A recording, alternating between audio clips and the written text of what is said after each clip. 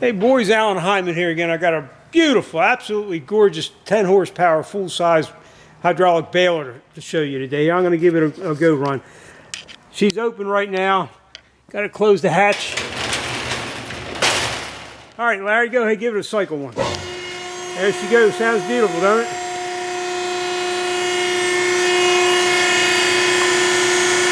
She'll cycle down, then automatically return, right? All automatic. Automatic, and it'll bring the gate up with it. It brings the gate open with it. She'll build up its maximum pressure, you'll hear it, and then she'll return up.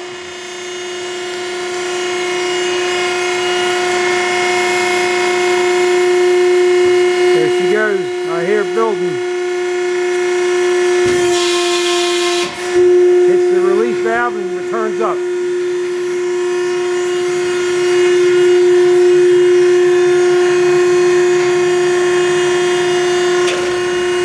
There's your gate coming up.